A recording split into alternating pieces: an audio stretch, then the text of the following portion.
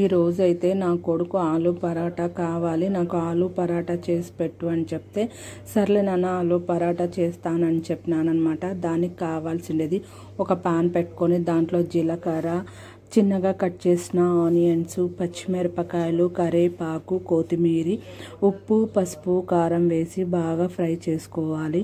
తర్వాత ముందుగా బాయిల్ చేసి పెట్టుకున్న ఆలుని ఇంకొంసేపు ఫ్రై చేసుకోవాలి. దాంట్లో చెమ్మ లేనంత వరకు అయితే ఫ్రై చేసుకోవాలండి. చెమ్మ ఉంటే పరోటాలు సరిగ్గా అయితే రావు.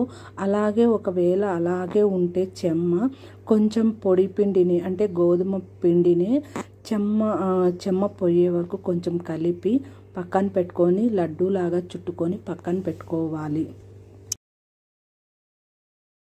ఈ ఆలు ఫ్రై అంతా బాగా చల్లారాలి, లేకపోతే పరోటాలు వేడి మీద చేస్తే పరోటాలు సరిగ్గా రావు, స్టఫ్ అంతా బయటకు వచ్చేస్తుంది అన్నమాట. అందుకే చల్లారిన తర్వాతనే ఇది ఆలు పరాటా చేయాలి. నేనైతే చపాతీ పిండిని ఒక 1/2 అవర్ ముందే కలిపి పెట్టుకున్నాను.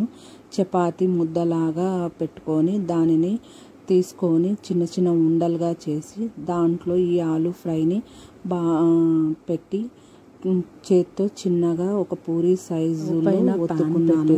పాన్ బాగా హీట్ అయిన తర్వాతనే ఈ ఆలు పరాటాని చేతిలోకి తీసుకొని దానికి ఉన్న ఎక్సెస్ పిండిని, పొడి పిండిని అటువైపు ఇటువైపుని బాగా దులుపుకోవాలి. దులుపుకున్న దానిని వేడిగా ఉన్న పెన్నం మీద వేసి బాగా కాల్చుకోవాలన్నమాట, పచ్చిదనం పోయే వరకు. రెండు వైపులా ఆయిల్తో కానీ బటర్తో కానీ కాల్చుకోవాలి. కానీ మేమైతే ఆయిల్తోనే కాల్చుకుంటాము. ఇలాగే మేథీ పరాటా, మరి గోబీ పరాటా ఇలానే చేసుకోవచ్చు. సేమ్ ఇదే ప్రాసెస్, కానీ చాలా అంటే చాలా బాగుంటాయి. దీని కాంబినేషన్ అయితే పెరుగు పచ్చడి, మరి వేరే కూర ఏదన్నా కానీ వేసుకొని తినచ్చు. కానీ ఇలా కూడా ఒట్టిదైనా తినచ్చు, చాలా బాగుంటాయి.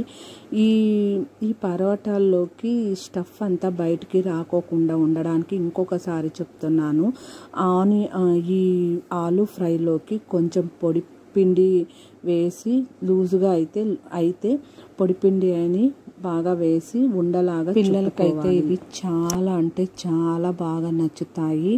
మనం వెజిటేబుల్స్ తినరు అనే మన పిల్లలు తినరు అనే వాళ్ళకి ఇది మంచి స్నాక్ ఐటమ్గా ఉంటుంది. ఈవినింగ్ స్నాక్లో కూడా చేసి పెట్టచ్చు పిల్లలకి.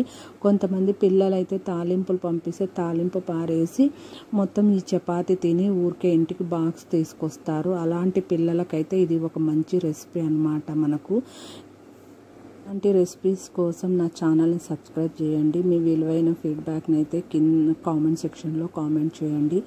ఈ వీడియో మీకు నచ్చినట్లయితే ప్లీజ్ సబ్స్క్రైబ్, షేర్ అండ్ చేయండి.